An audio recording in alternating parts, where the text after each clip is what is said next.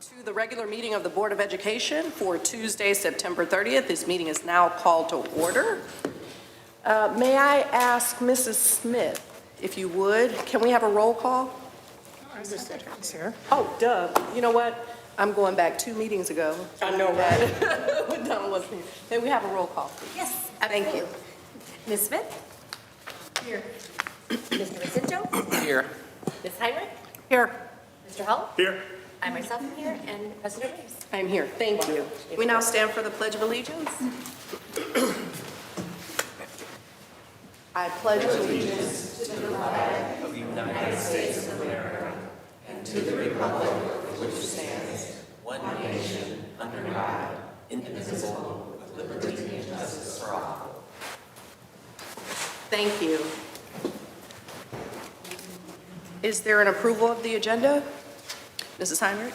I move to approve the agenda for the regular meeting of the Board of Education, Tuesday, September 30th, 2025, as presented. Support. Motion made by Mrs. Heinrich, supported by Mrs. Smith to approve the agenda. Is there any discussion? Seeing none, all in favor? Aye. Any opposed? Any abstentions? That motion passes. Thank you.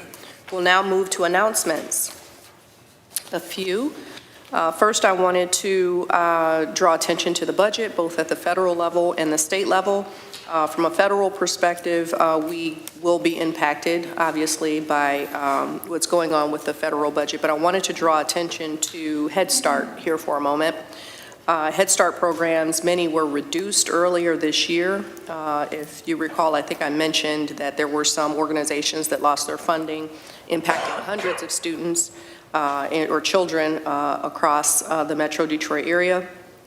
Due to federal requirements for operational efficiency, our own Head Start programming may be in a period of transition. I know the district is considering options at this moment and will make some decisions for the 26-27 school year, but wanted to make sure that the public was aware that we may be impacted by those changes. While we await the state budget, which we hope will be finalized tomorrow, there are questions that have risen about free breakfast and lunch, and I want to appreciate or recognize our superintendent for being proactive here with respect to evaluating options. I think we all want to make sure that students are not hungry, that they're focused on learning, and families are saving money and time with respect to lunches. This may be in the superintendent's report, but I did want to make mention, because the superintendent alerted us, that any changes in lunches require a 30-day period of notice. So to the extent that something might happen with respect to free lunches in the state budget, if that were removed, and I hope it is not, but if it is removed, there is a 1-month period of time that the district would continue to provide those lunches under our legal requirements. If the budget is not passed, I think we've mentioned before the risks to school districts. Schools would not be able to draw down their monthly school aid fund payments. The next one is scheduled for mid-October, about October 20th. That could be delayed. This highlights the importance of a strong fund balance. Best practice is to have about 8 to 10 weeks of cash on hand. Farmington has about 4 to 5. On September 25th, just a few days ago, the governor and legislative leaders announced that they had reached a budget deal before the October 1st deadline, but had not released any details. So we are hopeful to hear something later on tonight, early tomorrow, to understand where we stand. The Board of Education had a retreat this past Saturday. At our retreat, we reviewed several things, one of which was protocols in response to some concerns from the community around transparency. What we've done may feel less convenient, but it is not less transparent. In fact, we do far more than the Open Meetings Act requires. With respect to correspondence, we've included in board packets the items of correspondence so that all members can see messages that were sent to the board's email. These are not intended as a public communication channel, but we share them for transparency purposes. We are sharing them for our board members so that our board members understand what correspondence we've had. Names are now removed for privacy consistent with best practice. With respect to minutes, we are returning to our correct practice of posting only approved minutes. Meetings are televised and recorded. If someone wants immediate access to information, this service is not required by the OMA, but is provided for public convenience. Board materials are posted after our meetings. The board must receive them first, as meetings are of the board in public, not public meetings. This allows our members to prepare in advance and reduces unnecessary strain on staff. The public still receive information prior to major actions unless there's something that requires immediate attention, and in those instances, the board will determine whether there's a benefit to providing information prior to the meetings. We also spent a lot of time on data. We reviewed test scores from across the state and also specific to Farmington Public Schools. Test scores show across Michigan that 3 of 4 economically disadvantaged third graders failed the 2025 reading test. Equity programs nationally are being rolled back, but our district remains committed because we know that one size does not fit all. Teaching must be individualized. Data shows that our work with noticing and PLCs is helping with student engagement. We will continue to monitor progress and align our investments with fidelity. At the state level, Michigan's education system has been trapped in constant change. New priorities have been introduced every few years with unstable funding and fragmented governance. Outcomes have declined despite increased spending, while states like Mississippi and Tennessee and Indiana, by contrast, who've chosen long-term strategies, have stuck with them and now are leading the nation in reading. Locally, Farmington Public Schools has also seen instability. We've had 5 superintendents over a 10-year period of time and over a dozen board members in 10 years. That turnover has also created distractions and inconsistency. But in the last 2 years, we've focused on stability and servant leadership. At our retreat, we had a rich discussion on data and student outcomes.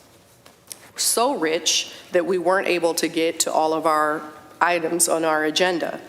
And we plan to have a special board meeting to discuss our board goals and the superintendent goals at a later time. While we realize that the data tells us we have more work to do, we're really pleased to leverage this data in order to validate where our investments are making a difference and identify where there are opportunities to ensure that we're adopting investments consistently and with fidelity, and frankly, where additional focus is necessary. We plan to hold a special meeting to finalize our district board and superintendent goals, as I mentioned, and we will also make data a regular part of our conversations moving forward. We were also encouraged by ongoing progress in representation, culture, family engagement, teacher leadership, instruction, and curriculum with respect to our previous equity audit and a status update. And the board supports these efforts and sees them as key to closing some of our gaps. Finally, I want to be mindful of the tragedies around us over the past several weeks. We pray for the victims of the Grand Blanc church shooting and extend our thoughts to our former board secretary and executive assistant to Dr. Coffin, Kathy Starren.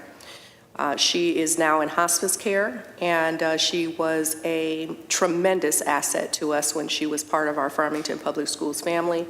We extend our thoughts and wishes and concerns and prayers for her and her family as we are reminded to hold our loved ones dear and show appreciation to our colleagues and to our community. And that ends my report.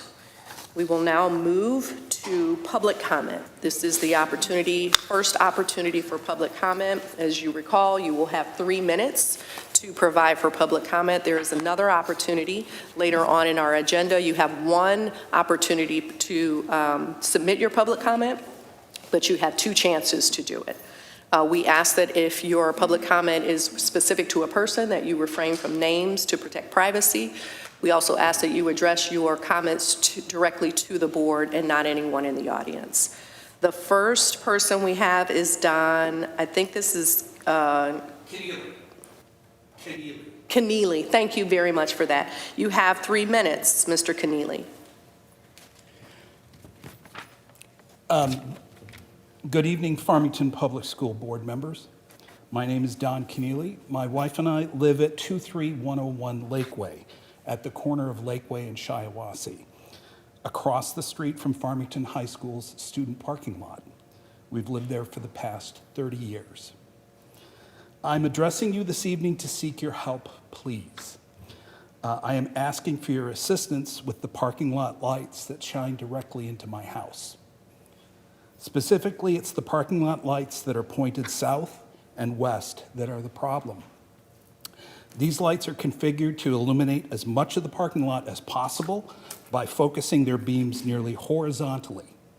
However, this results in illuminating my house as well. These lights activate starting at approximately 8 p.m. and stop at approximately 8 a.m. Essentially, they're on all night long. Since last December, I've been trying to work with FPS Facilities Management on a resolution to this issue, but to no avail. I've been told that the person I've been dealing with has indicated that the lights that are shining directly into my living room and my dining room are coming from the Shiawassee street lamps. However, I disagree with that assessment. While there is some ancillary light pollution emanating from the street lamps, those lights are focused vertically, straight down. To gain perspective on this issue, I would encourage you to take a slight detour on your drive home this evening by driving east along Shiawassee towards Orchard Lake Road. As you approach Farmington High School, I would ask you to observe the lighting conditions of the houses and yards along the south side of Shiawassee. As you approach the corner of Shiawassee and Lakeway, you'd gain a better perspective on this issue. I understand the need for the safe lighting within the student parking lot, especially as we enter the fall and winter seasons when the sun sets earlier and rises later. However, please note that when there is snow cover on the ground, the problem of excessive lighting into my house from the parking lot lights only becomes worse. Please know that I am not asking that the lights in the student parking lot be turned off during times when students or visitors would be using this lot. That would be unsafe and irresponsible. As my de facto neighbors from across the street, I am asking for your help in getting this issue resolved. My respect to you. Thank you. The next person is Henrietta Forshey and then Mark Forshey. And those are the last public comment forms that I have. So if anyone else wants to make public comment for this public comment period, please pick up a card. Otherwise, after Henrietta and Mark Forshey, we will have no more further public comment. Good afternoon or evening. My topic is the benefits of transitioning away from DEI. Good evening, members of the board. Thank you for allowing me this time. Today, I propose discussing an important shift, transitioning away from formal diversity, equity, and inclusion DEI programs and opting instead for approaches that emphasize fairness, belonging, and merit-based decision-making. These benefits will, 1, promote objective, fair decision-making, move from identity-based metrics to objective, data-driven frameworks, ensure fairness, transparency, and trust. 2, support merit-based systems and neutrality. Reassure community that opportunities are earned on performance. Build trust among stakeholders. 3, reduce risk of backlash or legal challenges. Neutral systems are less likely to be seen as divisive or ideological. Reduce vulnerability to funding loss or litigation. 4, maintain inclusion while avoiding polarizing framing. Shifting to belonging for all retains inclusion goals. Minimize political backlash.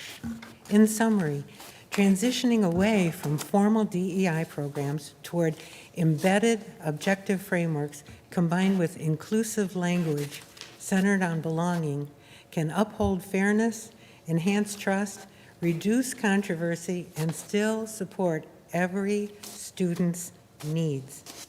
Thank you. And the sources are Berkeley, CMR, Why Organizations Should Shift from DEI to Decision-Making, Ed Week, How a DEI Rebrand is Playing Out in K-12 Schools, Brookings, The Promise and Pitfalls of DEI in Education, Education Week video panel on inclusive practices and student outcomes, Hoover Institute debate on DEI and meritocracy in schools, and TEDx, Building Belonging Without Polarizing Labels. Thank you. Thank you. Mark Forshee?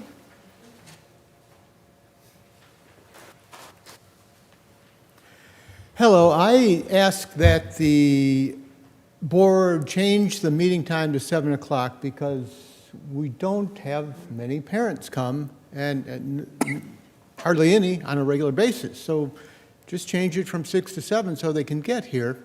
And also, whoever's in charge of the microphones, I would ask if you'd please ask that person to turn it up, because when we're back here, we can't hear it as well as you can hear each other. So it's, and some of us are a little older too, so that would be good. Also, I've been coming here for 4 years, and the main subjects is DEI, on occasion reading, but there's a whole variety of subjects in this whole school districts, but I don't hear much about the subjects and improving specific subjects. And I don't even know if any of the subjects like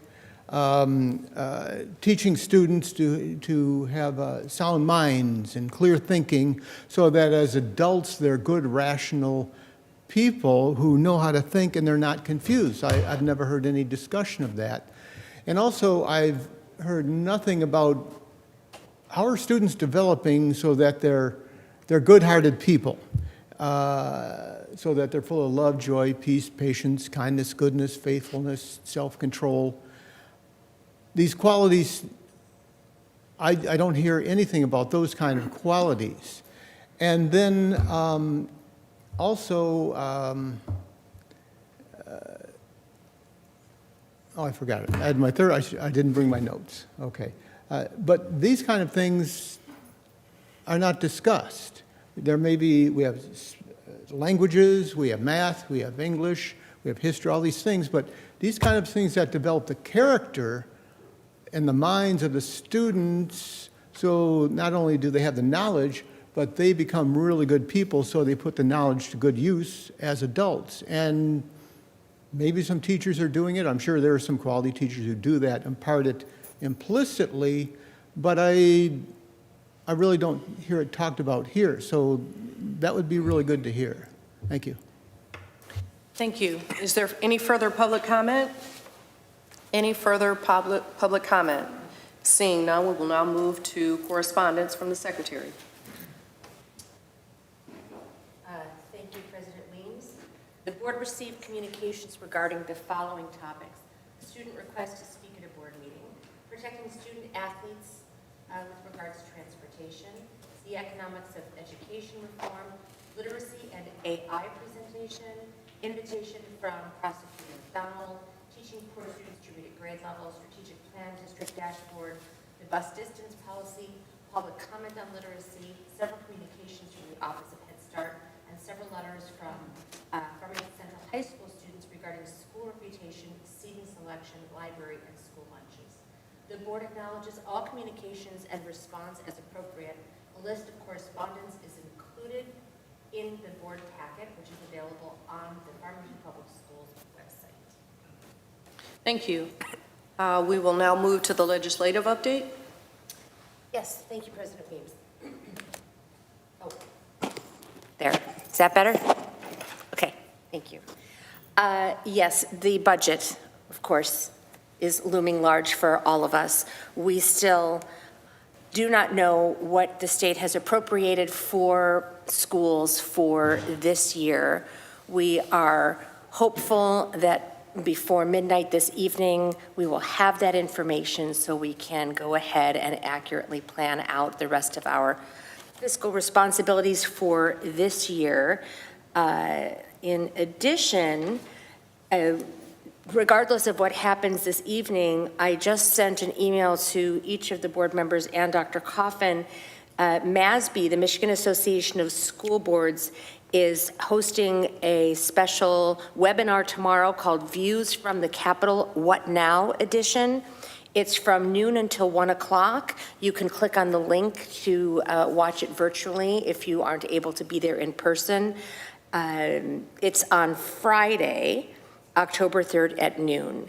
And the legal experts at MASB will be talking about whatever decisions are or are not made as of tonight at midnight and how that may impact public schools.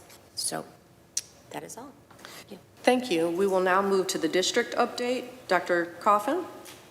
Thank you, President Weems. Really, you'll see a lot of what I was going to share tonight is going to just support and reiterate a lot of the things you heard from President Weems and Dr. Blau. First, I really want to start by expressing my sincere gratitude to this Board of Education for the incredible conversations we had at our board retreat on Saturday. As President Weems has already mentioned, we spent over 2 hours diving into how the board operates, both with their practices and their protocols. And then we dedicated another over 2 hours solely to student data.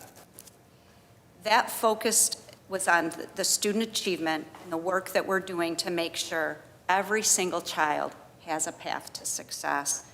It was invaluable for me, for our team, and I think for this board. Your commitment truly to this work is very inspiring and greatly, greatly appreciated. As many of you mentioned, we're still waiting for Lansing to approve their budget. This delay, as you know, creates a lot of uncertainty in our financial allocations for this school year, and our team is constantly monitoring the progress in the legislation and modeling different scenarios so that we're going to be ready wherever this lands. One thing, as President Weems also mentioned, is we have our current universal free breakfast and lunch program. This program is dependent on our final state budget being approved with funding. Right now, it is running, so any families who are, tomorrow, we're still in place with the free lunches and breakfast. But without the state funding for the year, that could impact it. If there is a change, though, we will notify our community immediately, and we do have that 30-day timeline for people to prepare if there has to be a change. We're hoping there won't be, but we'll make sure you know. It is the start of the school year, so we're really excited about a couple things happening with our students. Student Roundtable, we're going to meet in the next couple weeks for our planning meeting, so very excited to meet with our Student Roundtable leaders as they decide the format and how they want to work this year together as a leadership team for our students. And there is something else we're launching this year is called the Lunch and Learns across the district. So the board will be getting a list for opportunities to join me in meeting with our students. It'll be the principal and a small group of students. And really the focus for that is to learn more about their school experience. What are they proud of? What's their experience been? And just talking about just getting to the real conversations around what's happening in our schools. It's really nice to just hear directly from our students what they love about their school and what their experiences really are like. That's all I have this evening. Thank you. Thank you. We will now move to the 2020 bond quarterly update. Yes, I'd like to welcome Mr. Scott Smith, Senior Vice President of Plant Moran Real Point, up to the podium to share the 2020 bond quarterly update.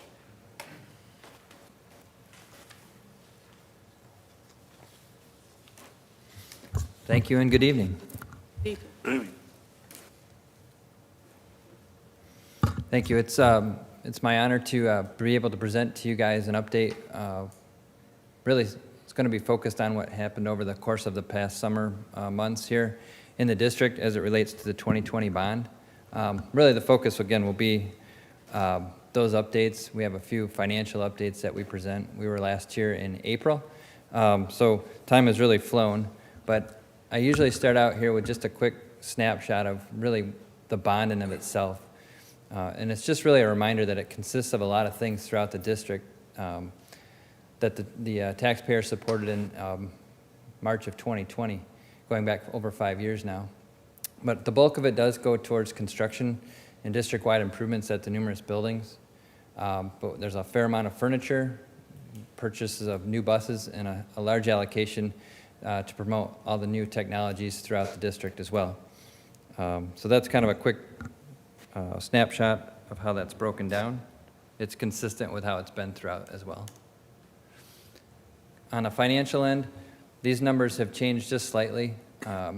We're tracking now just over $109 million, and the difference since April has been about $400,000 that we've put back into the bond as a result of earned interest through the district investing the proceeds from the bond sales.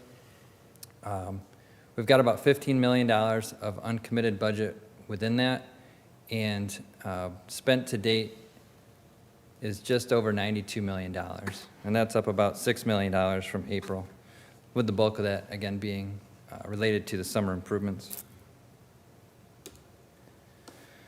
This takes that information just a little bit deeper, and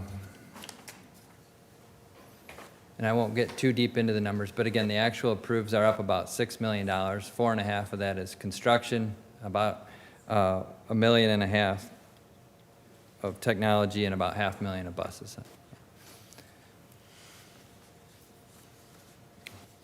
The biggest change really is in our forecasted commitments and our owner's reserve contingency. That number was around $3.5 million before, but working with the district, we've reallocated budget to support the new proposed addition at Farmington High School. So again, we're tracking at $109 million. We've got about $250,000 of money that's currently unallocated to be used accordingly. And then the charts down below are really just a depiction of those expenditures. From a construction standpoint, it's all yellow, and that just means we're really in the closeout phase. We've successfully completed all these projects over the past summer, and I'll share some photos shortly of those areas.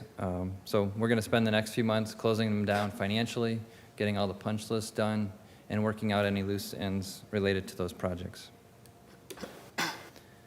I wanted to share some photos. So what we call bid package 14 is our athletics package, and this consisted of scoreboards at all of the middle schools, the 2 high schools as well, multiple fields at the high schools. We updated the lighting at the stadium fields and also added lighting at the auxiliary fields, which was not previously there. So just some photos here of the new scoreboards. The lighting is much more impressive at night. I think one of the true benefits of this lighting is it's the LED technology. I was here the other night, and you just don't get the spillover. It's very centric to the fields. It also has some uplighting as well. Some more photos here. This just shows the scoreboards at the middle schools, East, Power, and Warner. I also had a chance to talk to Mrs. Robinson, too, about feedback she's heard from the community, from within the district, and a lot of this has been very favorable. The sound system's been much improved within the stadiums. The lighting is being used.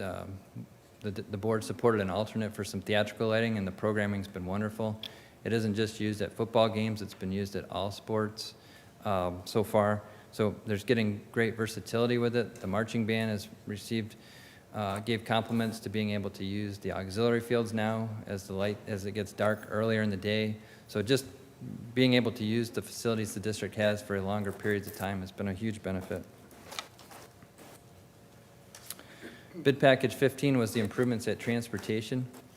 These are some aerial photos which show kind of a better depiction of what really happened here, but we did some paving pretty much throughout the entire lot. We expanded the service bay. It's kind of a little bump out in the upper right picture so that our longer buses can now be fully enclosed and lifted for service. We did some improvements within the service bay themselves, new lighting, new paint. You'd be surprised what a difference it's made. We painted the exterior of the building. This is a building that hasn't been painted in a really long time, so some heavy scrubbing to get the grease out made a world of difference. So again, the improvements really were centric to the service side of that building and the parking areas. And then our last bid package was number 17, which included parking improvements at 3 sites. So we had work at Visions Elementary, or Unlimited, which included a new walking path. This is something, again, we wanted to include in the original, but we're unable to do so. We've included it here now. Good feedback from Doreen in terms of how that's benefited the student body there. We also did the west parking lot, which was in pretty rough shape, and improved the drainage heading into the winter. The new basketball court at East has been successful, lots of good feedback there. And then really completing the thought at Farmington Central High School with the East parking lot to support all the parking lot we did in prior years. Lastly, looking ahead, just an update. We are still continuing through the design phase of the multipurpose room addition at Farmington High School. We're through design development. We're reviewing estimates.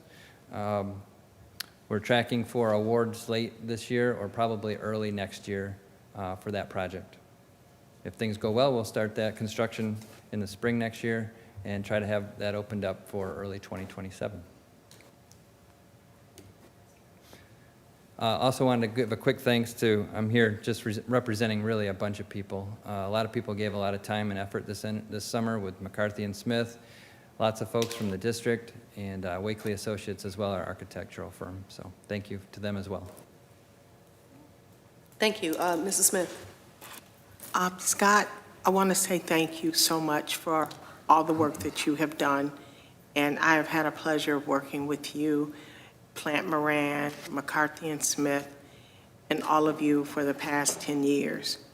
I've watched our buildings go from prehistoric to now modern day, and to walk in and see the work that has been done.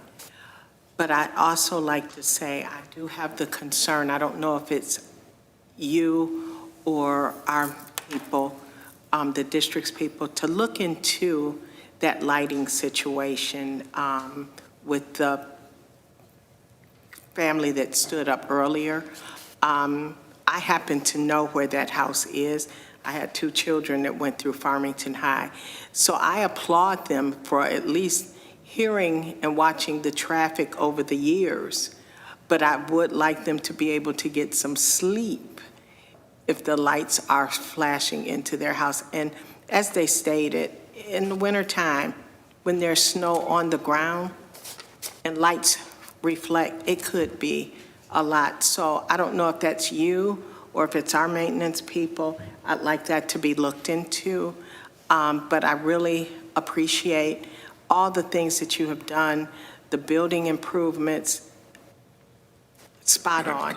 But if that's your lighting, because I will be driving by tonight, so I don't want people to think I'm stalking them, but I will be driving by, taking a peek to see what's going on. And if you could, let's talk about doing something with that lighting. Thank you. Thank you. Any further feedback, Mrs. Heinrich? Yeah, I just want to thank you for the work you're doing. You know, homeowners know that home improvement projects always take longer, and all of these projects are well managed by you and done in a timely manner with the school district. There's just a small window of time when students aren't in the buildings, and so I think that's really wonderful, and I want to applaud you for the work you're doing. And also thank our community.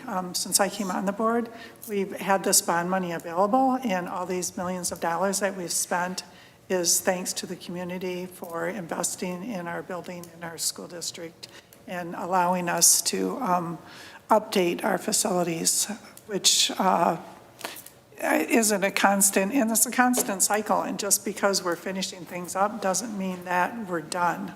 But we're in a good place, and it's with thanks to the community for supporting our school district financially to be able to do these things.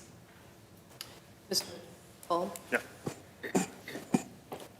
we really appreciate, I really appreciate that for the upgrades to the buildings, in which it makes a very community-oriented type of feel, in which that people can now go and participate with the schools buildings, such as the basketball courts and the walking paths. Those are things that shows that we're just not doing things for us, but we're doing things for the community.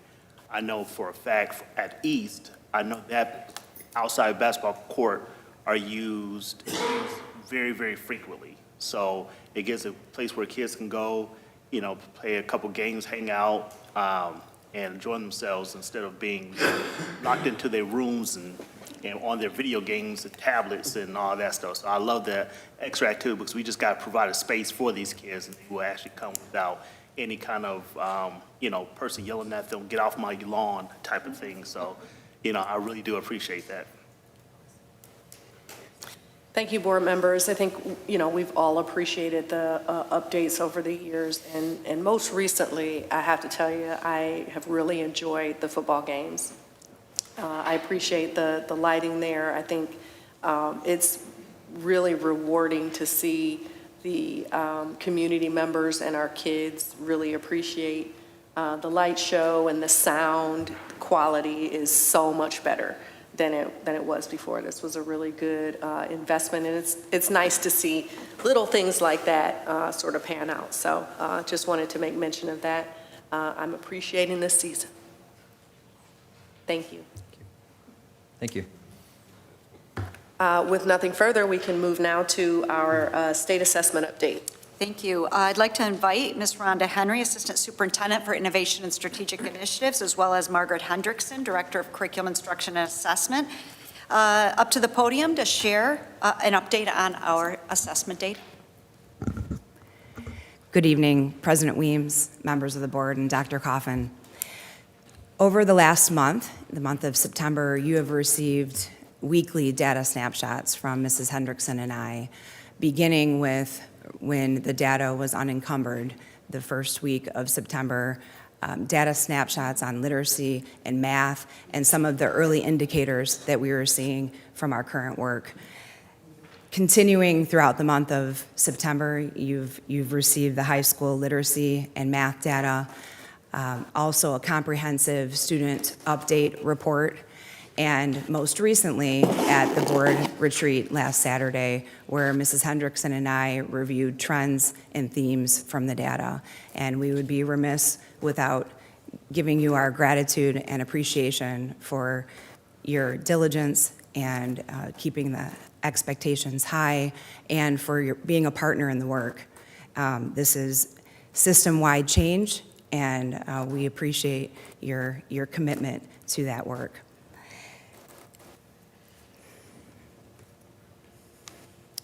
Last spring, we worked on creating the first Farmington Public Schools blueprint, and we continue to refine the blueprint. The blueprint is a clear and thoughtful framework that has the student experience at the center. For tonight's presentation, we are focusing on curriculum, instruction, and assessment, and how analyzing data leads to the continuous school improvement cycle and district school improvement cycle.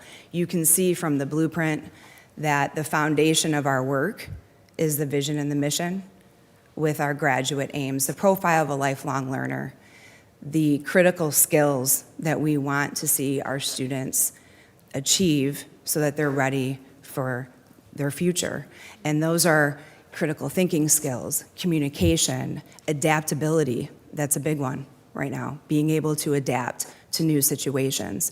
And so when we talk about educating the entire child, that's the promise to the community, the profile of a lifelong learner. And then our guiding principles, our instructional model. We've been reflecting on themes from systems that are showing growth, and there's 3 themes that we've been reflecting on. And the first is that systems that are impacting student learning have prioritized engaging students and parents in different ways, and this is our strategic plan.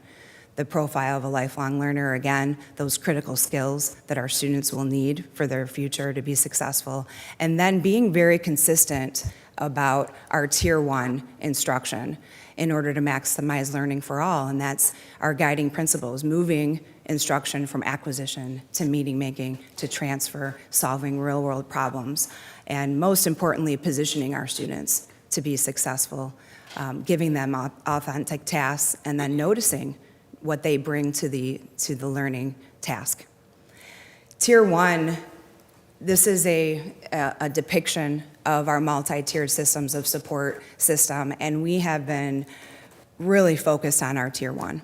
Tier 1 is where students spend the majority of their time, and ensuring instructional equity across all classrooms. And so a good Tier 1 is that teachers are effectively using effective high-yield strategies in their classrooms, and that all students are being taught core content. And thirdly, that the environment is conducive to learning. And so that's where we have been investing our time. Professional learning, making sure we have quality instructional resources for our teachers, implementing those resources consistently, and making sure that all of our students have access to Tier 1. This is the most critical part, is ensuring Tier 1 access for all. The second theme, impacting students' learning from systems that have impacted student learning, is that the system had a plan and they stuck to it. And that stick-to-itness is so important to reaching goals. And this is our district improvement plan. Since COVID, we have implemented consistent literacy and math content and strategies, and we're sticking to it. And the third theme from systems impacting student learning is that those systems pursued reading instruction earlier than the state, and that's what we did in Farmington. In elementary, we've been focusing on knowledge building, literacy, and foundation skills. Secondary, redesigning units of study with a focus on language development, and that is our district school improvement plan, district improvement plan. Today, we will provide a high-level state of student performance data in Farmington for literacy and math. You have received the comprehensive student report, trend data. That's something that you will see every cycle of data. You will see that 3-year trend data. We'll give specific highlights relative to early impact, and most importantly, that cycle of continuous improvement is how does the data reinforce and inform our literacy and mathematics work, our current work. Just want to touch on that we utilize 5 levels of assessment in a comprehensive balance assessment system. Today you will hear about our state assessment data, and that is, it's important because it holds us accountable. We also use the data for program evaluation and when we look at our curricular resources. However, it's not the sole data piece that we base our success on. And ensuring that we're triangulating data, we're using multiple measures of data to make those day-to-day informed decisions is what our work is. So in reviewing our literacy plan and our student performance, we acknowledge that we're not where we want to be. We are either at or above the county level when we analyze our district data. We are seeing pockets of bright spots, especially in our elementary, and but we need to expand that, and we're not where we want to be.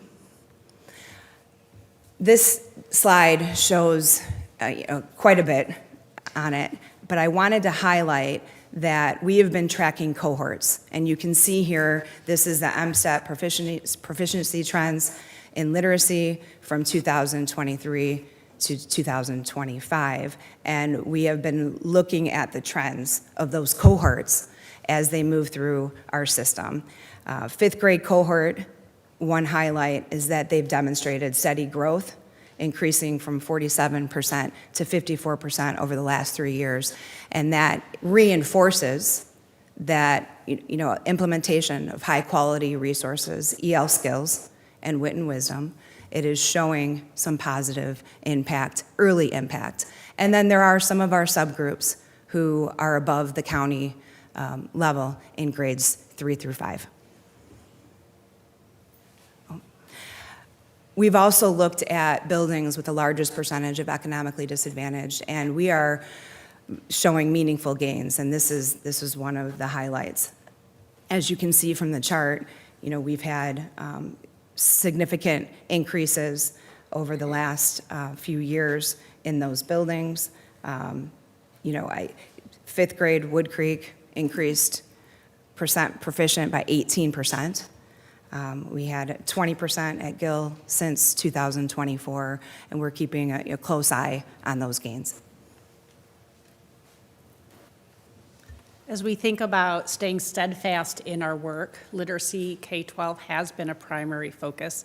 As we think about where we sit right now in elementary literacy, we've taken the last 3 years to rebuild our assessments and our core resources, as well as introduce some new intervention resource. And so one of the things that we will be working on this year is continuing to implement EL Skills Block, which was our foundational skills, as well as Wit and Wisdom, our knowledge building resource. That all comes out of the science of reading. And we started that work ahead of the grants coming from the state around early literacy. So we're very proud that we had a plan that could make use of those resources, make use of those grants without having to punt quickly. So we've had a few years. We will be in year 3 of EL Skills Block this year 2 of Wit and Wisdom. And one of the things that's going to be very important for us is to provide targeted professional development in both of those resources. Knowing where our staff are with those resources, what are the professional development we can do this year to increase their capacity and maximize the impact on students. So what you'll notice here is some continued supported implementation of those 2 resources, as well as very targeted professional development on what's called scaffolds and supports. How does the core resource allow every student in that classroom to access grade level content? That is often what is missing when students are performing lower than they are capable of. We know all kids can succeed at high levels, and so we're making sure grade level content is accessible by all. There's big shifts in writing from balanced literacy, what's what we used to do, to Wit and Wisdom. So we're bringing in the publisher to do very targeted professional development on writing in Wit and Wisdom to shore up the differences in thinking about how writing instruction occurs and how to maximize that impact. And a lot of the work we do with our foundational skills is small group and independent practice. How do kids get what they need when they need it? So you have that core instruction with EL Skills Block, but a big part of it is moving kids into flexible groups, meeting them where they are to support them in accelerating their learning, regardless of whether they might be a little bit behind or might be ready for something more. So by monitoring what's happening in the classroom, listening to our teachers, we know the next step to help move the data forward. And as Ms. Henry shared, we are seeing certain grade levels increase in performance, now seeing trends. We haven't seen a multi-year trend in a lot of places, and we're starting to now see a third-year trend. So that is telling us that the work is happening. The last piece that I'll say is while we focus on that Tier 1, which Ms. Henry spoke about on that triangle, we're also supporting kids who need extended learning opportunities with their foundational skills, because we know how critical that is to third grade proficiency. So in the last few years, we've actually used UFly, which is a foundational skill intervention resource with our upper L, which is why we're seeing those gains in our grade, some of our upper L grade levels, because they don't use EL Skills Block, but we are using an intervention resource, and we're expanding that to K2. So we've now rebuilt our Tier 1, our Tier 2, and our Tier 3 supports, which was on that triangle. So we're very excited in the investment. Now we need to see it through with targeted professional development. And in secondary literacy, we are seeing that Our middle school MSTEP literacy performance is consistent with prior years. Again, you can see the College Board literacy trend on the bottom here with proficiency gains in 11th grade over the last 3 years, which is greater than the county. We, again, recognize that this isn't where we want to be and that we have work to do, but you can see that the PSAT, SAT show slight gains in 8th grade and 11th, with both grades sitting above the county. As we think about the work for literacy in middle school and high school, we have to think about the learning gaps that students might be coming in with at middle school and high school, and how we continue to allow students to have access to grade level content while providing them the support for skills that might not be quite where we would hope them to be, but we can get them there. And so in both, in our teaming model at our middle school, we're able to provide supports for students who might not be there quite yet, but can access grade level content. But one of our key pieces at middle school has been language development. Just like we have foundational skills at the elementary level, there are foundational skills at the secondary level. So for the past 2 years, we've been working with a resource called Patterns of Power that does language development. To the rest of the world, think grammar and vocabulary, but in a much more intriguing way, daily routines to build that. Because without that language instruction, students struggle to read and write. They might have reading fluency, they might have comprehension, but once you get into middle school and high school, you need to be doing broader language instruction in order to move comprehension forward and their writing ability. So we are continuing that work in middle school and expanding it to grades 9 and 10 this year. The other thing that is really important in tackling middle school and high school literacy is that kids are engaged in texts that are meaningful to them, that they can also choose. So have it meaningful topics and themes and have choice. So we've been resetting all of our middle school and high school classroom libraries over the last few years. We know that our middle school is doing authentic learning and integrating literacy in real-world context, which also helps our profile of a lifelong learner, those skills we want that are enduring. And we've also been redesigning our 11th and 12th grade courses to integrate literacy into topics and themes. Contextualized learning, authentic learning and literacy is one of the biggest ways to move adolescent learners, but also provide foundational skills. Hence, we need that patterns of power work where we're doing foundational skill work. We also have ELA support positions at the high school to support students that might need some extra support. So we're very excited about continuing contextualizing literacy learning and also doing foundational skills. But we also know our teachers need time to grow in their capacity, so we are continuing to do professional development on patterns of power, as well as having targeted learning around writing really quality units of study that's literacy focused in either project-based units or theme-based units. When Ms. Henry talked about having a plan and sticking to a plan, I think sometimes the board are like, what are we doing? When did we start this? When is this happening here? So I designed this graphic just to reflect on a staged approach to our literacy work K-12.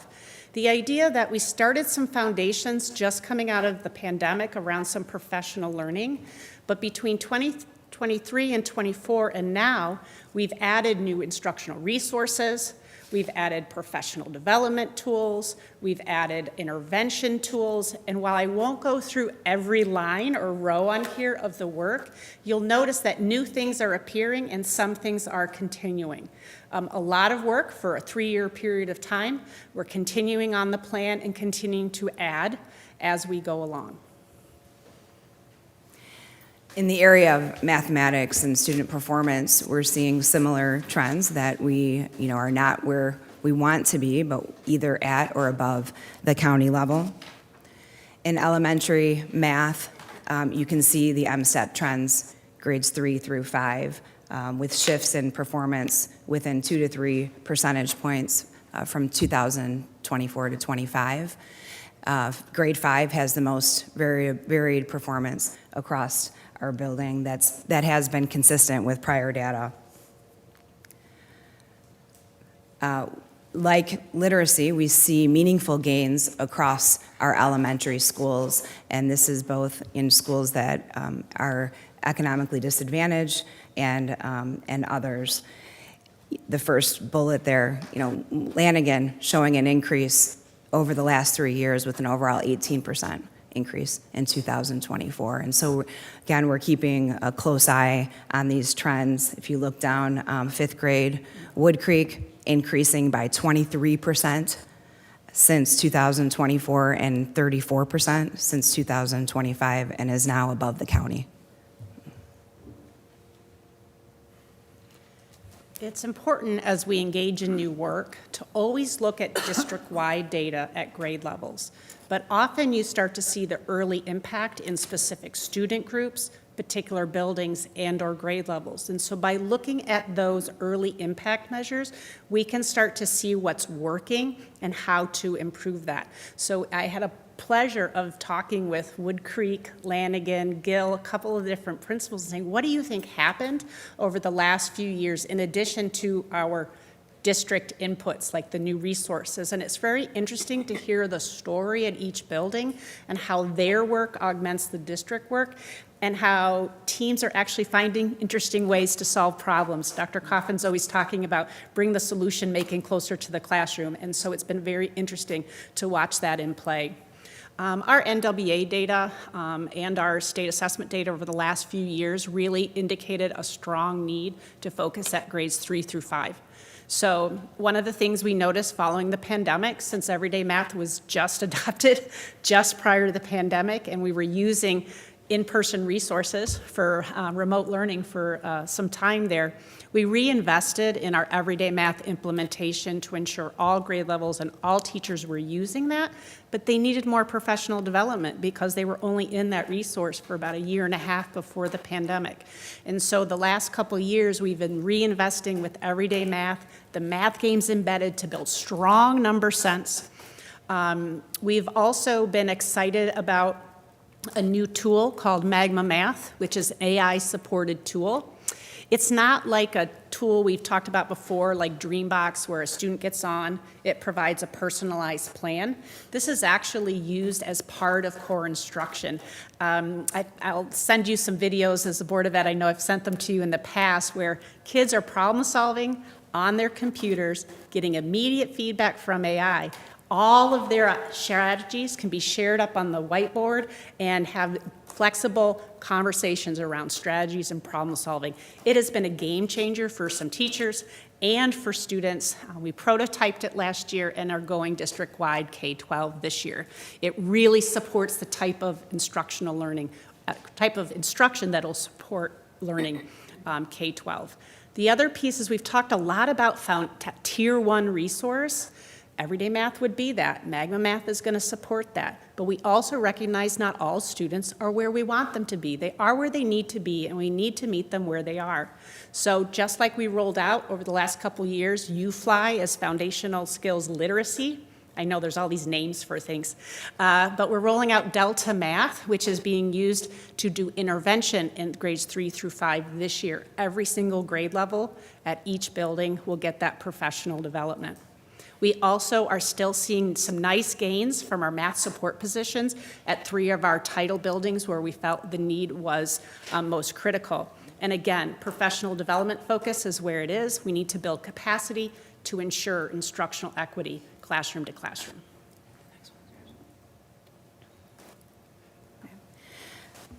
For our secondary math, you'll see again the College Board math trends here, 8 through 11. This performance reinforces our decision to adopt a new secondary math program for this school year. I would like to highlight that Warner Middle School last year piloted problem-based resources, which included illustrative math, and they showed over a 5% increase in their data. And so, again, that reinforces that we thank you for your support and adopting that new curricular resource, and the early indications, especially from Warner, are favorable. I do want to note, if it's okay to add, that there was a specific transition from 2023 to 2024 with the College Board math assessment. It went online, just like the ELA, but the structure of it changed in a way where it chunked questions depending on where a student was and calculated their scale score. Nationally, state, regional, FPS noted some dips. You'll notice that in the 8th grade from 23-24, in 9th grade, in 10th grade. So this is our second year with our students experiencing that assessment. What is interesting is our 11th grade never saw the dips from that 2023 administration to the new test setup for 2024. It wasn't merely going online. So just wanted to give context that doesn't take away from the fact that we're not comfortable where the data was before that assessment change or now, but reinforces, as she said, our new resource. So we are implementing illustrative mathematics with significant professional development support by grade level or course. We are also, alongside illustrative mathematics, weaving in that AI-supported Magma math tool, as well as continuing our math support positions at the high school. Professional development is I would say 70% of the value of what my team as teacher leaders provide, including our instructional coaches. Nice to say that we have 65 teachers using this new resource. Each and every one of them are having a coaching experience in the first unit of study of that tool, with longer coaching cycles to follow. So we're giving more support than they might like, but they deserve. So very excited about that. And similarly to literacy, just kind of reflecting on where we were post-pandemic and the work we've intentionally done. We did some professional learning early on coming out of the pandemic, and we've just continued to layer on additional professional development, refocusing on our core high-quality instructional resources with the elementary EDM, adding different math support positions, and really making sure that we were ready for an adoption of this magnitude. So did all the early work to make sure we were ready, and now we're here. And again, thank you for your investment in that math resource. And in closing, just wanted to reiterate that we are committed to system-wide change through the work of our blueprint. This is really our standard of excellence. I know today we were focused on curriculum, instruction and assessment, and the continuous school improvement, district improvement process. We are also doing quite a bit of work in our space and facilities and the use of time and how we structure our instruction through team-based staffing models. And so I look forward to giving you an update on that in the future, as it is one of our elements in the blueprint. Thank you. Thank you very much. Dr. Blau, and then Mrs. Heinrich. First of all, thank you so much for this thorough explanation of the many different kinds of interventions that we as a district have implemented over the past 3 years, and the ongoing work, the additional resources that you are adding this year to continue to move our students forward in both of these key areas. It is so powerful that you are creating time and opportunity for our teachers to get this professional development coupled with the ongoing coaching. So often over the 40 years of my teaching career, a district or a school where I've been has provided training and bought all the materials for us, but not given us enough of that support and enough training, and the materials just sit on the shelves and no changes happen. But as we have had opportunities as board members to talk with teachers, to visit classrooms, we have seen the differences ourselves as we've gone into these classrooms and been able to see some of these materials and resources in action. So thank you for giving our teachers the kind of support and time for professional development that is required in order for these tools to be utilized with fidelity so that they can make the kinds of impact on student learning that is possible. It's a heavy lift. It's not a matter of, here, teacher, take this and okay, go do this differently. In order to change the culture of how teaching and learning happen, this is what is required, and we're getting there. It's taking time, but we're only in year 3, and we've already seen some powerful impact. So I encourage us to stay the course. All of the things that we as a district have implemented are all of what is recommended by the science of reading, the science of numeracy, teaching and learning, cognitive neuroscience about how a child's brain learns best with meaning, authentic tasks, all of these things. We have all of the right ingredients, and we are in there doing the work. And so I applaud all the effort that the two of you and our teachers and all of the members of our organization are putting forth to, on behalf of student learning. So thank you so much. Thank you. Thank you. Mrs. Heinrich? Okay.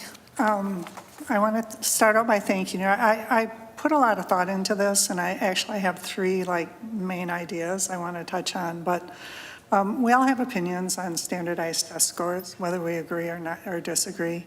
And I've been putting some thoughts since we had these discussions at our board retreat and since you've been sending our data snapshots. Back when I was in high school and took the ACT or the SAT, I don't know what it was, but they're college board exams for students that are planning on going to college, and not everybody took those tests. I mean, it was just the kids that were planning on going to college. We didn't have any test preparation. I had never seen questions like I saw them, but that's a conversation. And now we use those tests where everybody takes them, whether they're in the college prep class or they're in the CTE or career or technical field class or whatever. And so we can have discussions about how good the tests are, or how bad the tests are, or what they say or what they don't say. But those are just meaningless discussions because everybody's taking them and they're being used to rank our school district and the public, and everybody looks at where do we stand or where do we rank. We're not comparing school districts that have the same demographics. There are so many factors that go into these, but the state of Michigan puts out a ranking. And so that's the reality of the world that we're dealing with. So the kinds of conversations that I want to have is how are you using the data to drive improvement? So that's the question. Because if you don't measure it, then you don't know where you are and you don't know how you're doing. As far as independent tests, as a teacher, I know that our teachers, we teach within our classroom, we create our assessments, we know that how our students are doing within our classroom. But as a teacher, I always like to have common assessments or outside assessments to make sure that I was preparing my students properly and they were, if I say that the students are grade level or meeting the expectations, I want to know that they really are, not just my expectations. And so I think that we agree with those. And so one of the things that I want to ask of you is, because the question is, we want to have a conversation, and this is what would help me as a board member and probably other board members also, is to think about creating a dashboard to show the specific measures that you're using to drive student success. When Scott came up and was talking about the BOD money, he pulled up the dashboard, and this is where we are, this is the spending and things. I think the data snapshots were good, and it was nice to have those, but those are just little specific snippets of information. We have a strategic planning dashboard that was just put into place, and I've been looking at that, and that doesn't show all of the things. When Chris O'Brien came and was talking about the multiple tiered systems of success, and he said, oh, you know, we used this one program and we spent $200,000 on it and it wasn't working because they measured how it was working and now they're doing something else. And so I know that you're doing these things, and I know that you're not just throwing things in there and whatever.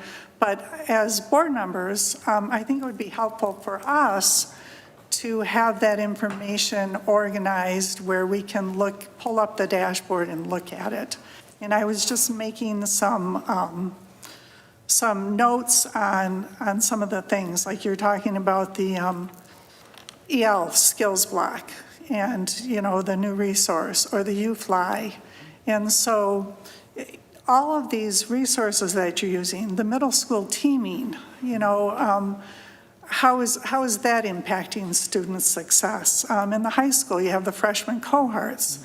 And so how are you measuring those? How are those? And so the question that I have is, once you see these areas of weaknesses, you pulled up specific elementary schools and said, well, you know, this school is showing these improvements, this school is showing that. And so what are the prescriptions? What are the things that you're doing?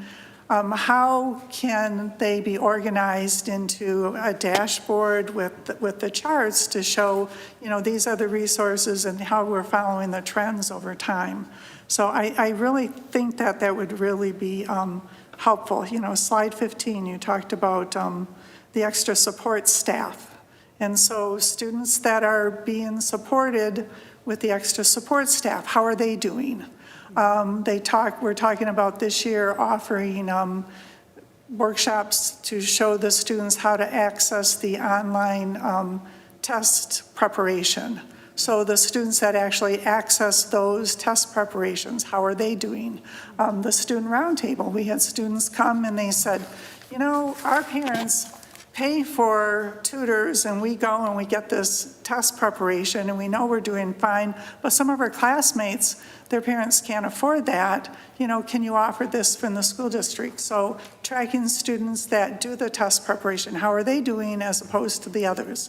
So I'm just kind of throwing out ideas. I'm not telling you how to do that, but when we're having conversations with community members and somebody says, oh, you know, our sixth grade math scores were 41%, therefore 59% of our students are illiterate mathematically and they can't do mathematics, or they don't know their times tables, or they don't know how to solve an equation. Well, that isn't necessarily a valid statement, but you know, statistics and these numbers can be used in conversation, so I can come back with, well, you know, we're using the UFly or the Magna Math, and we're showing that, you know, the students that are doing this in the classroom, we're showing improvement. And so that is the one of the questions that I would like to see provided for us, and so that we can have regular, frequent conversations around these dashboards. And so we can look at the individual prescriptions and what you're doing district-wide and say, oh, how is that working? And then as board members, we can make sure that we have the resources aligned and the financing, and so we can say, well, it's important to fund these positions. You know, it's important to have these coaches because you're showing that in this building or these teachers are doing this, or when community members come and say, you know, another day for professional development, you know, I have to provide childcare for and I can come back and say, well, you know, we're tracking these teachers that are engaging in professional development, and we're showing that our test scores are going up because they're doing this, because they're learning how to use these resources. So it's just giving us data and information so that we can have those kind of conversations. So that's kind of that's my first ask. The second one is, I'm thinking, and my husband came up with this because he was Mr. Safety at his job, and it was like, whose responsibility is safety? And they used to say, Dave, and he's like, no, you know, it's everybody's. And so my question is to this district and our community and everybody in this room and listening elsewhere, whose responsibility is it for student success? Is it Dr. Coffin's responsibility? Is it the classroom teacher's responsibility? Well, the correct answer to that, and I'm going to tell you, is everybody, okay? It's the kids, it's the parents, it's the teachers, it's the support staff, it's the bus drivers. It's because they get the kids to school in a happy frame of mind. It's the nutritional services because we're feeding the kids. So it's everybody's responsibility. Okay, and so then the other question, and you have it up there, I made a note, I think it was slide 9. What other measures can we use to show student success?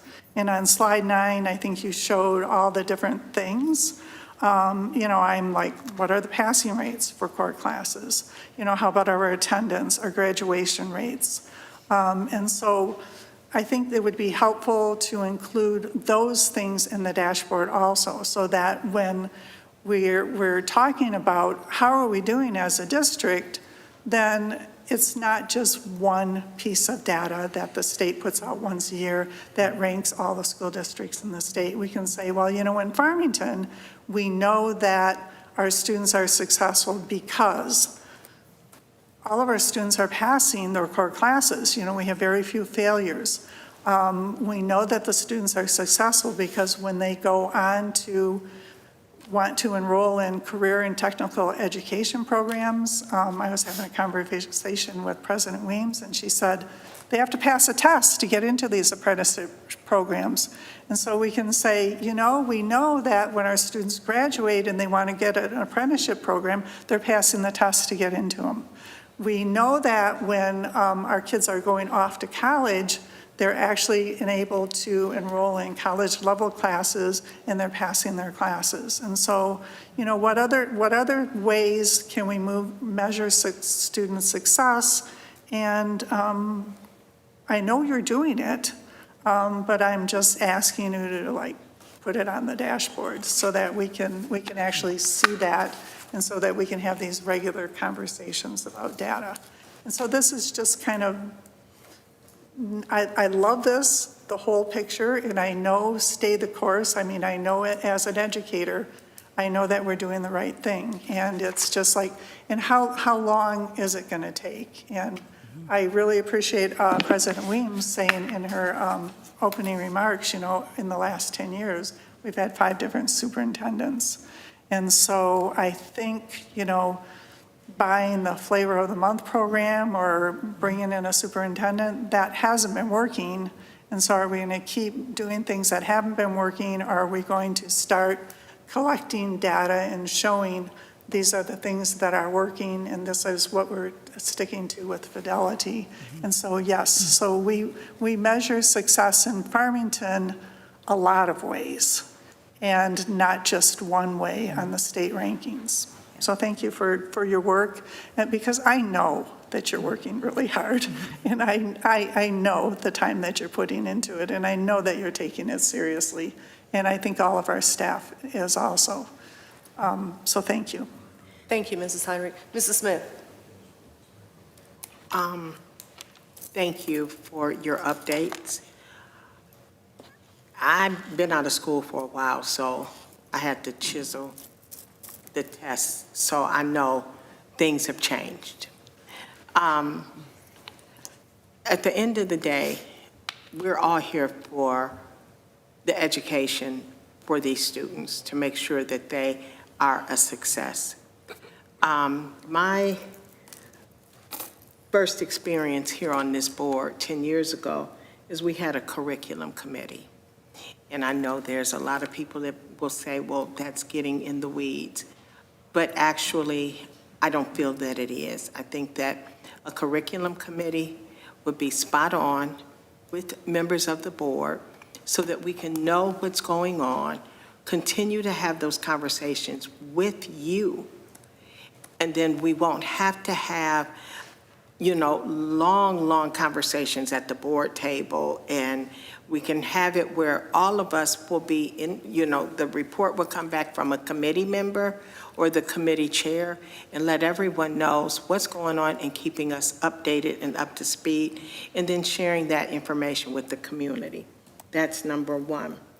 I'd like to know, where are you all tracking the students that were at Wood Creek that were having those challenges? Now that they're having a success, as you said. So those that were struggling, I'm pretty sure they're in other buildings.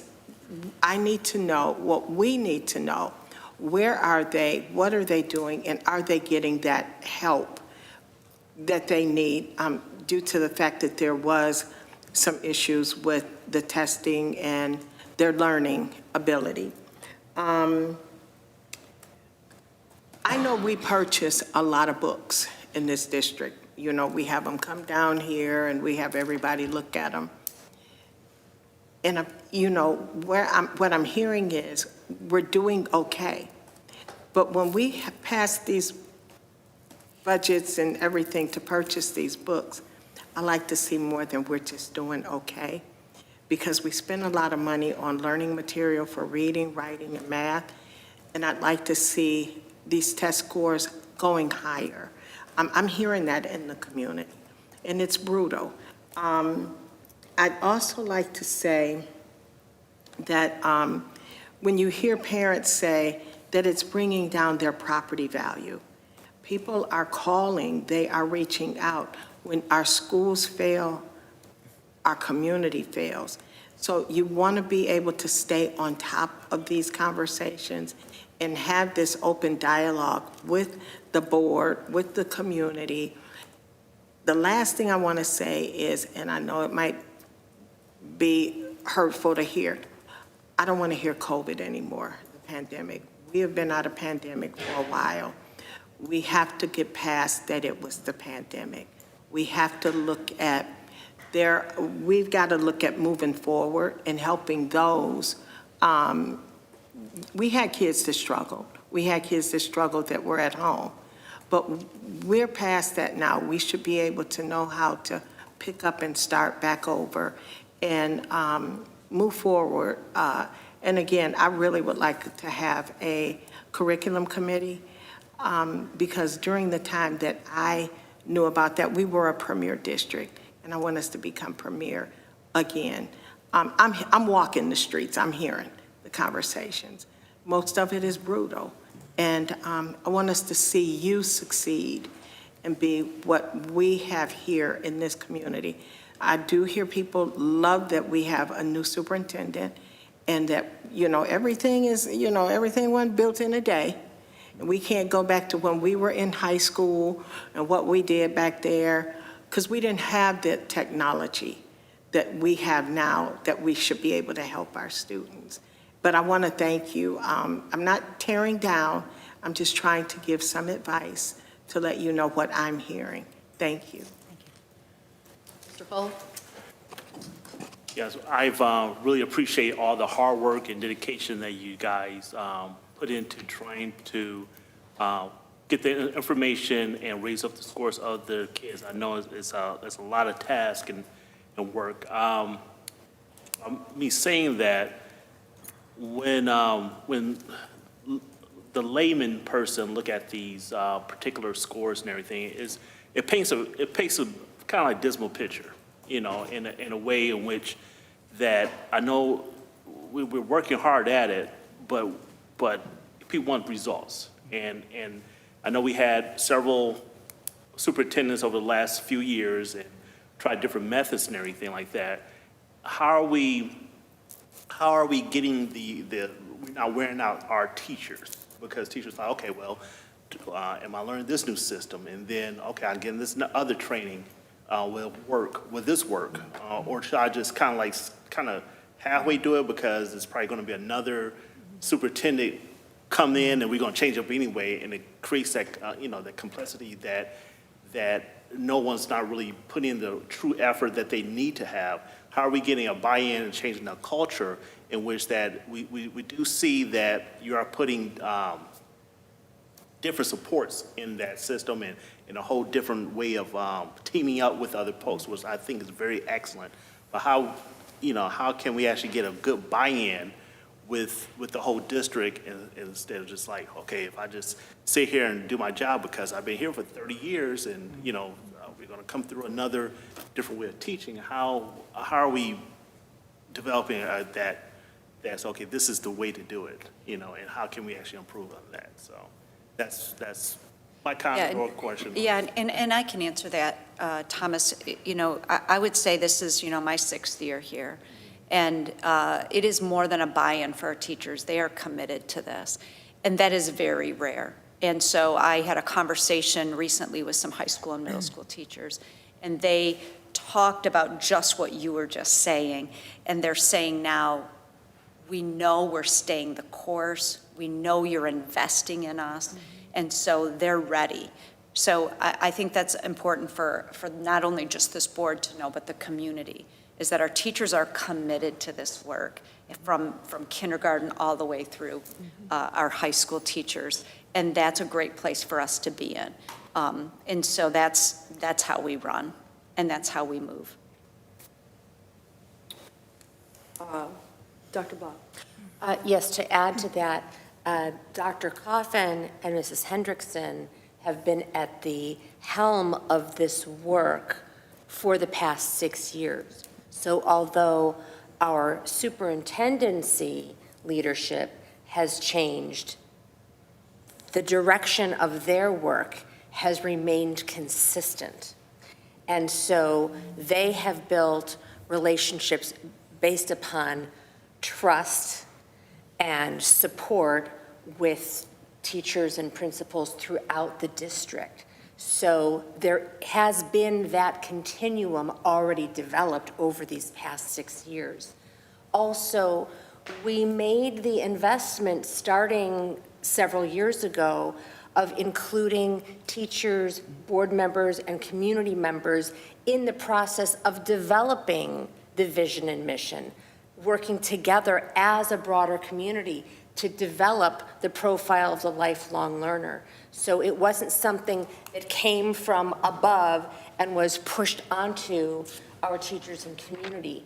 Teachers, board members, and community members participated in the design of the vision, mission, and profile.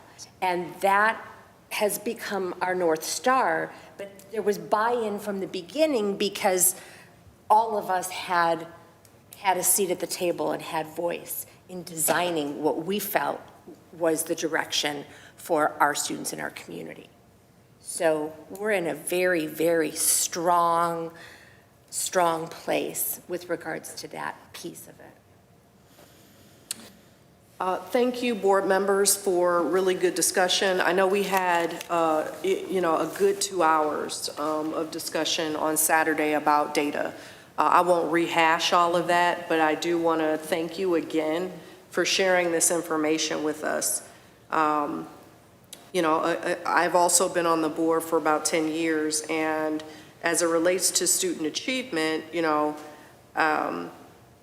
as I've explained before, I appreciate the constant churn and change. And while we've had some stability over the past few years, if I were a staff person, I'd be just waiting it out, to be honest with you, on the next level of change. And so what I appreciated very much about what you shared with us on Saturday was how you're leveraging the data to actually see where the improvements and changes that we've adopted or invested in are actually being implemented with fidelity, and where frankly they're not, and where there's some opportunities for us to make sure that that is happening so that we can actually see the results that we're looking for. I really appreciate how you outline the staging of the work so that we can appreciate and understand when things have gone into effect. Again, for all of us, we're still going to keep asking the really uncomfortable questions, about when, because we want to make sure that we're holding all of ourselves accountable. I appreciated Mrs. Heinrich's comment, we're all in this. It is no one person's responsibility. It is all of our responsibility.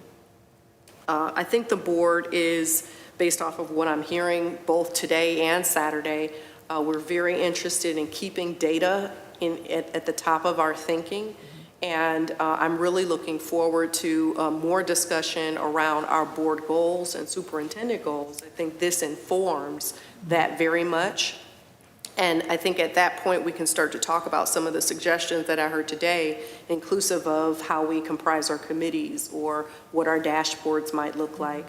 I know we have a dashboard, and I want to make sure that we're reviewing that on a regular basis. I've asked the superintendent to make sure that we have that up for review sometime in the next month. I think that there are opportunities perhaps for us to reconsider what we're looking at, what our key performance indicators are, and make sure that we are more regularly looking at this to make sure that we get to the place that we want to be.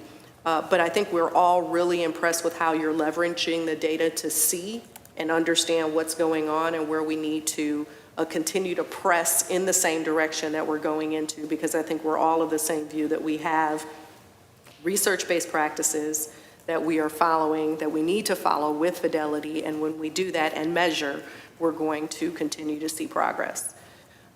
Personally, when we get to the conversation around dashboards and data, I want to make sure that we're having a conversation about attendance, and I think we had a conversation about that in our retreat. I think absenteeism, it has a direct correlation to success. Students who are attending school regularly tend to perform much better on standardized testing. I know that we have some absenteeism information. I asked for that information, and I became aware for the first time that there's a huge disparity, in my opinion, between our economically disadvantaged students and our average students. It's about double the absenteeism rate. And just for parents who we're in this together, lockstep, you need to know that chronic absenteeism is a problem. Chronic absenteeism is one absence every 2 weeks. It doesn't seem like a whole lot, but it ends up being 10% of the year. And it really starts to compound itself if you start doing this at the elementary level. Just real quick story, I started school in the UK. And I used to leave to come home for the Christmas holiday. For me, I celebrate Christmas. And my teacher pulled me aside and told me I do not have the right to pull my student out of school. And I thought, who is she talking to? Because I'm the parent here. But she helped me appreciate that attendance is very important, especially in an early age. You're talking about reading to young students 20 to 30 minutes a day. That translates to hours a year. It translates to about 1.8 million words a year. And if you're not going to school for 10% of that time, you're missing out on 400,000 words a year, and it gets compounded.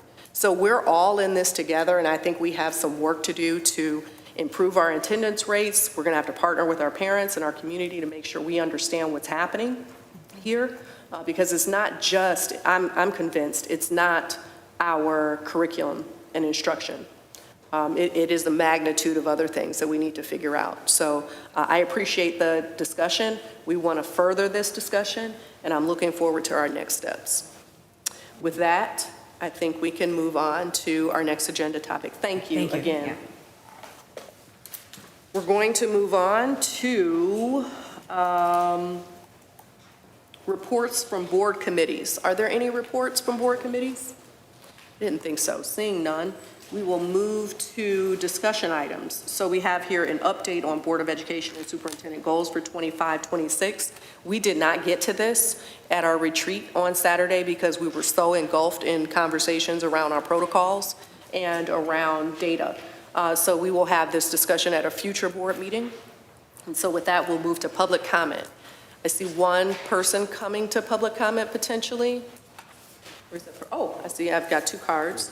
All right, we will start with, you guys have heard the spiel. You got 3 minutes, I'm sorry. Please refrain from using people's names where privacy would be appropriate. Please direct your comments to the board.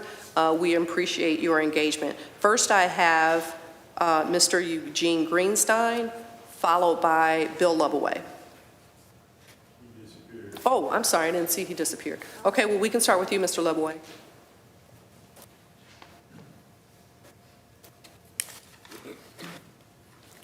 Well, this is a very interesting discussion, and I'm glad to hear it. It's about time.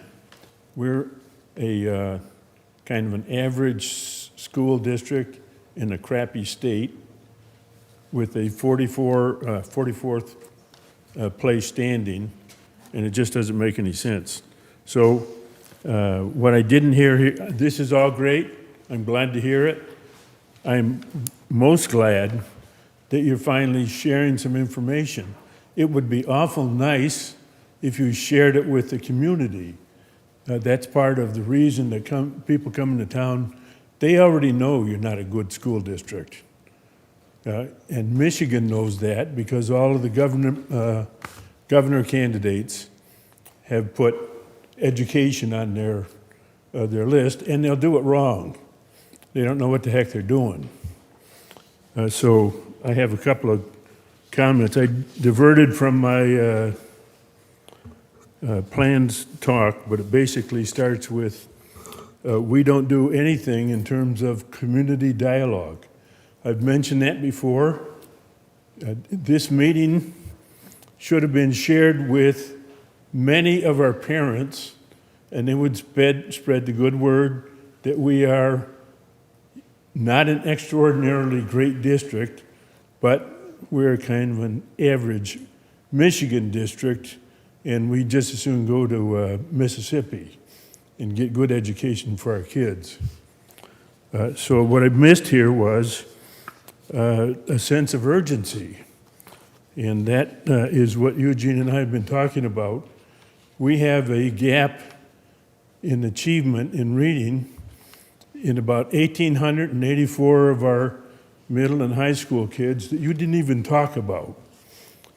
And you say, well, when we work on everybody, they will catch up. That's not going to work. And when you talk about tracking progress versus the county, we got Pontiac and Southfield in our county. What kind of a standard is that?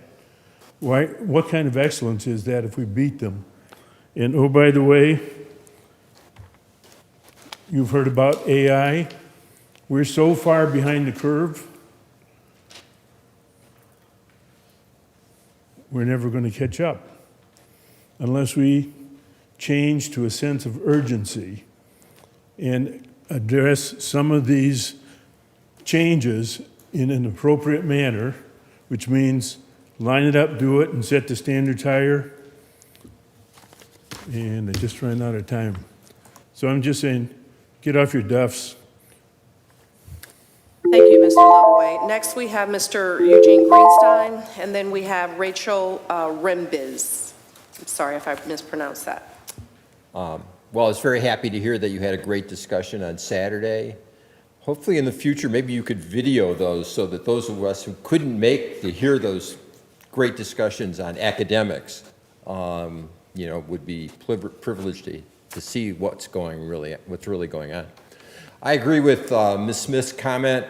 We need an academic excellence committee just so we can deep dive it. I was glad to hear that, or see that over the past 3 years, we've seen an improvement in literacy going from 3, 4, 5. I think that's sort of what we were looking to see. I think that's very important. And as Bill just mentioned, and we mentioned, 8 weeks ago, we know we can take these kids who can't read and jump them up. We just have to spend the money. And I appreciate the fact that we got, budget issues at the moment because we don't know what's going on with the state and the federal. But we need to have a conversation that says when that problem, gets dissipated, that we're going to take a chunk of money, even if it means risking the rainy day fund, because the most important thing we do is teach our kids to read. And we can't afford to let them get out of here without being able to read at grade level. So we may have to take some risks. That's sort of life. But we have to do that. I think the other thing I heard, I appreciated the conversation. Unfortunately, it's difficult to see all this eye candy and absorb it. But one of the things I didn't hear was a lot about what went wrong and what are we fixing? What are the root causes? I was glad to hear we're doing some progressive things. I'm glad to hear that phonics worked, and that's really important. But I'd like to see more data or more commentary on, what went wrong and how are these things fixing what went wrong. So we have cause and effect, and we can track that too. I think it's important that we look at the raw data, not just the delta. I'm glad to see 18% improvement, but from what to what? And I'd like to see the data, raw data, between this elementary school and the next, so we know where exactly we're at. And I was, to be honest with you, flabbergasted when I saw that math data. I'm not sure what 35% means, but it doesn't sound good to me, and it was flatlined across all the grades. So I think that's an issue of, okay, guys, what's going on? Again, all this stuff is difficult, and there is no instant solution. And we appreciate keeping the path going forward. Thank you. Thank you. Ms. Rachel Rembiez, and followed by Paul Steele. Good evening. I'm here this evening to speak to you on behalf of my daughter and the other 16 members of the North Farmington High School Varsity Cheerleading Squad and the 8 members of the JV cheerleading team. This is my daughter's second year on the cheer team, and for 2 consecutive years, I've witnessed this team suffer mistreatment by the district. I'm here today to speak up because I can no longer just sit quietly by. The district vision statement says that its goal is to educate learners to be strategic communicators, empowered collaborators, and compassionate community members, among other positive character traits. But district employees have yet to put these traits into practice when dealing with the cheer squad. Let's take a look at some examples. This past Thursday, at just after 5 p.m., parents and the cheerleaders were informed that the team had been completely cut from the North Farmington High School homecoming halftime performance that was to take place the next day. This was less than 24 hours before the girls were reported to the field, and well after the team had put weeks and hours of time into perfecting a routine for this very occasion. Though the district athletic director informed our coach, Tiffany McCreary, for no reason was given for the cut. It was only after the outraged parents of the team members began sending a multitude of angry emails that this deplorable decision was reversed. And even then, the AD promised the coach that she would cut the music accompanying the girls' performance if they went even 1 second over their allotted time. Why was this decision made in the first place? If there was a problem with the halftime performance, did empowered collaboration or strategic communication take place? Was the AD or those who made this decision compassionate regarding the hours of hard work our daughters put into this performance and the emotional toll it would take on them after hearing that they were cut? Apparently not. Perhaps then you can see why this district vision sounds like a bunch of empty promises to me. However, the canceled halftime performance was just the most recent in a string of snubs that the cheerleading team has had to endure. This past year, the team needed new uniforms. The district did not bear the burden of the cost of these. Instead, it was up to the parents of each team member to fundraise and make cash payments to make sure that our team was well outfitted for game time. Let me be clear, these uniforms are district property that the girls know are on loan to them and must be turned in at the end of the season. However, the district did not assist in covering any of the $5,000 costs of these new uniforms. This despite the board approving a purchase of rain jackets for the marching band on the May 6th of this year and the amount of $41,531 and new music uniforms on June 3rd in the amount of $73,430. Make no mistake about it, I'm not trying to pit the cheer team against the band. In fact, quite the opposite. I'm happy to see these clubs are being supported. I ask for a bit more time, please. I'm sorry, we have to be fair to everyone, but you can submit your letter to us in writing.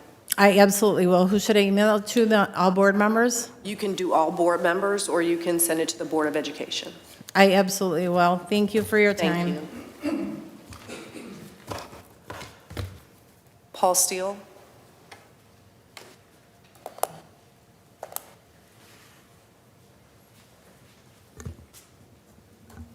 Hi. I actually wasn't going to speak tonight, but I heard something that I felt that I needed to address. So one of you just said that I don't want to hear COVID anymore. We're over it. We're past that. Unfortunately, many of our kids are not over it. They're not past it. You know, when it was happening, many people in the community wrote, the majority of you who were on the board at that time, saying that some of these kids are going to take years to recover. Some will never recover. So when someone sits up there and says, I don't want to hear COVID, someone who actively pursued keeping kids out of in-person classes, I find it a bit offensive. Thank you. And just for the record, I want to make sure that the context of that is understood. I believe, and I don't want to speak for Mrs. Smith, that she was referring to our test results, that that is not going to be a cover for this board and its accountability. So I just want to make sure that that is known. Thank you. All right, we will move forward to the next item, which is items from the treasurer. Oh, that would be me. Oh, I'm sorry. We have two action items. I was moving forward. Yeah. Okay, there are two action items. The first is a recommendation for approval of resolution on settlement terms for the Office of Retirement Services Litigation. Is there a motion? Mrs. Heinrich. Okay. We actually discussed this, was a discussion item at the last meeting, and so now it's an action item. I move that the Board of Education approve the resolution on the settlement terms of Batista versus Office of Retirement Services litigation as presented and to waive the second reading.